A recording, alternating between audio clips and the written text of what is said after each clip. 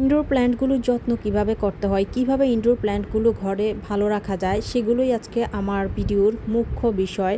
তো ইনডোর প্ল্যান্টের কথা বলতে গেলে যেই প্ল্যান্টের কথা সবার আগে আসে সেটা হচ্ছে মানি প্ল্যান্ট। মানি প্ল্যান্ট ঘরে বাইরে পানিতে বালিতে সব জায়গায় খুব সুন্দরভাবে সেট হয়ে যায়। বন্ধুরা সবাই কেমন আছেন? আশা করি আল্লাহর অশেষ রহমতে সবাই অনেক ভালো আছেন। রিভাস ডেইলি লাইফ থেকে আমি রিভা বলছি, কুমিল্লা থেকে। আজকে আমি আপনাদের সাথে শেয়ার করব ইনডোর প্ল্যান্টের ব্যাপারে কিছু ভিডিও। ইনডোর প্ল্যান্টগুলো কিভাবে ভালো রাখা যায়, আর ইনডোর প্ল্যান্টের মধ্যে অনেক প্ল্যান্ট বর্তমানে আছে। তো আমি দেখাচ্ছি এখন মানি প্ল্যান্ট। মানি প্ল্যান্ট কীভাবে আমি পানিতে রাখি। মানি প্ল্যান্ট পানিতে রাখার জন্য কিছু নিয়ম তো অবশ্যই আছে। সবার মানি প্ল্যান্ট কিন্তু সুন্দর হতে চায় না। কারো কারো মানি প্ল্যান্ট দেখা যায় পানিতে রাখার পরও হলদে ভাব চলে আসে, হলুদ হয়ে যায়, নষ্ট হয়ে যায়।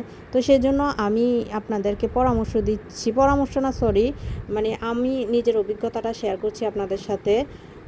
এই যে দেখুন আমার মানি প্ল্যান্ট, আমি এটা পুরা ডালটা আমি পানির ভিতরে দিব না। যতটুকু শিকড় আছে শিকড়টা শুধু আমি পানির মধ্যে রাখবো, তাহলে মানি প্ল্যান্টগুলো কিন্তু ভালো থাকে। এটা অবশ্যই খেয়াল রাখতে পারবে, কোনোভাবেই কোনো গাছের যেন মানে ডালগুলো পানিতে না যায়, পানিতে না ভিজায়। সেই জন্য বোতলের অর্ধেক পরিমাণ পানি দিতে হবে। আমি কয়েকটা কাটিং নিয়েছিলাম, তো কাটিংগুলো রুট আসার জন্য আমি এই যে পানিতে ভিজিয়ে রেখেছি। অল্প কিছুদিনের মধ্যে কিন্তু এগুলো রুট চলে আসবে। দেখুন না সুন্দর হয়েছে না? এখন কিন্তু গাছ সবাই অনেক পছন্দ করে, আর ঘরের ভিতরে বাসার ভিতরে গাছ থাকা মানে অন্যরকম একটা অনুভূতি। আর মানি প্ল্যান্ট কিন্তু গাছকে মনকে অনেক শান্তি করে। ঘরে থাকলে মানি প্ল্যান্ট ঘরটা পুরো মনে হয় যে ঠান্ডা ঠান্ডা থাকে এমন। আর সবুজ এক টুকরা সবুজ বাসার মধ্যে এটা কিন্তু অনেক সুন্দর লাগে। তাই সবাই এখন এই যে ইনডোর প্ল্যান্টগুলো দিয়ে ঘর সাজাতে চায়। আর ইনডোর প্ল্যান্টগুলো দিয়ে ঘর সাজাতে গেলে এগুলোর একটু অতিরিক্ত যত্ন করতে হয়। এই যে দেখেছেন না পানিতে আমি গাছগুলো মানি প্ল্যান্টটা রেখেছি। আমি কিন্তু এটা 3-4 দিন অন্তর অন্তর একদম পানিগুলো পাল্টিয়ে দিব। একদম ফ্রেশ পানি, আমরা যেমন ফ্রেশ পানিটা খেতে যে পানিটা আমরা খাই পছন্দ করি, ওই ফ্রেশ পানিটা দিয়ে বোতলের মধ্যে আপনারা রাখবেন। আর সপ্তাহে একদিন, আর সপ্তাহে একদিন 3-4 দিন পর একদিন করলে ভালো। আর 3-4 দিন পর যদি না করতে পারেন সপ্তাহে একদিন অবশ্যই পরিবর্তন করবেন। আর এখন আমার মানি প্ল্যান্টের পরে আমার চলে আসছে এই গাছটা। দেখেন এটাও কিন্তু একটা ইনডোর প্ল্যান্ট। এটা ইনডোরে দেখেন কতটুকু সবুজ আছে, গাছের পাতাগুলি একটু খেয়াল করে দেখেন, মাশাআল্লাহ অনেক সবুজ আর হেলদি আছে। আর এই হেলদি সবুজ থাকার একটাই কারণ, আমি এই যে যত্নটা দেখছেন, আমি সব সময় এই গাছের পাতাগুলো এমন টিস্যু দিয়ে, ভিজা কাপড় দিয়ে, ভিজা নরম সুতির কাপড় দিয়ে সবসময় পাতাগুলো মুছে দেই, যেন ধুলাবালি জমতে না পারে। মুছে দেওয়ার কারণে কিন্তু আমার গাছগুলোতে ধুলাবালি জমে না, আর অনেক সুন্দর থাকে। বন্ধুরা শুধু গাছ বাসায় রাখলেই হয় না, সত্যি এগুলোর অনেক বেশি যত্ন নিতে হয়। যত্ন করলেই কিন্তু এগুলো সুন্দর থাকে, আর পুরা ঘরটাই কিন্তু এই গাছের জন্য ঘরটা সুন্দর থাকে। এই যে দেখুন মাশাআল্লাহ আমার গাছগুলো সবুজ রংটা কিভাবে চকচক করছে। এই চকচকটা কিন্তু একদম অনেক দিন পর্যন্ত থাকে। এই গাছটা কিন্তু অনেক দিন চকচকে থাকে। আর এই গাছটা মাশাআল্লাহ কি বলবো, এটা সহজে কিন্তু মরে না। এটা যেভাবে লাগান, এটা কিন্তু মানি প্ল্যান্টের বিকল্প বলতে পারেন। যেভাবে লাগান সেভাবে কিন্তু গাছটা হয়ে যায়। এই গাছটা কিন্তু সহজে মরে না। একটু মাটিটা ভালো হলে, ভালো একটা মাটিতে দিলে, একটু আলো বাতাস পেলে এই গাছটা খুব দ্রুত বেড়ে ওঠে আর খুব সবুজ থাকে বাসার ভিতরে। এটা অনেক সুন্দর লাগে, অনেক সুন্দর মানায়। আর এটার নাম হচ্ছে ওয়াক্স বেগোনিয়া।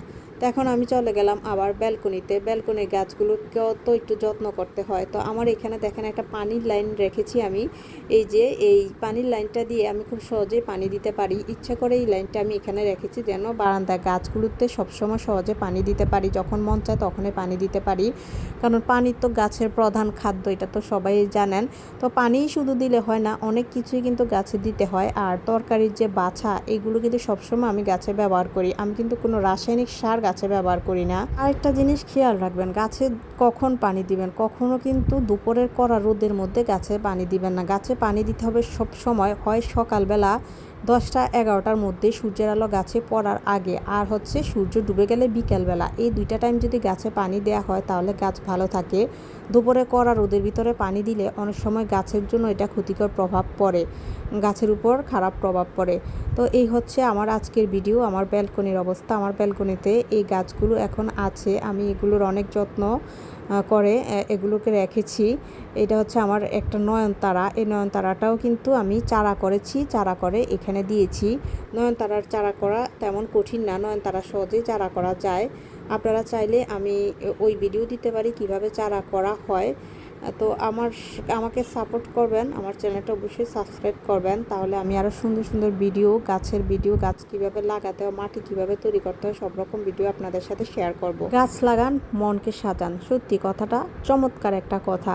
এই গাছের মাধ্যমে, গাছের সাথেই কিন্তু আমরা আমাদের অনেকটা সময় পার করতে পারি। আর বলতে গেলে ভালো একটা সময় কিন্তু আমরা এই গাছগাছালি নিয়ে থাকি। গাছগাছালি নিয়ে থাকলে কিন্তু আমাদের ডিপ্রেশনও চলে যায়। এই যে দেখছেন না কয়েন প্ল্যান্ট, এই কয়েন প্ল্যান্টের কাটিংয়ের পর এই কয়েন প্ল্যান্টটা খুব দ্রুত কিন্তু খুব সুন্দর হয়ে বেড়ে ওঠে। এই কয়েন প্ল্যান্টের কাটিং আমি কয়েকদিন আগে কাটিং করে দিয়েছি, এখন কয়েকটা পাতা চলে আসছে। আবার দেখবেন 1 মাসের ভিতরে, 1 মাসও লাগে না, তারও কম সময় এটা অনেক ঝোপালু হয়ে যায়। তো এটা বারবার কাটিং করলেই ভালো। এদিক দিয়ে আছে আমার এই গোলাপ গাছটা, একটা সাইডে কোনায় আমি গোলাপের চারাটা রেখেছি, অনেক প্রচুর গোলাপ ফুল এটাকে। আজ তাহলে এই পর্যন্তই, সবাই ভালো থাকবেন।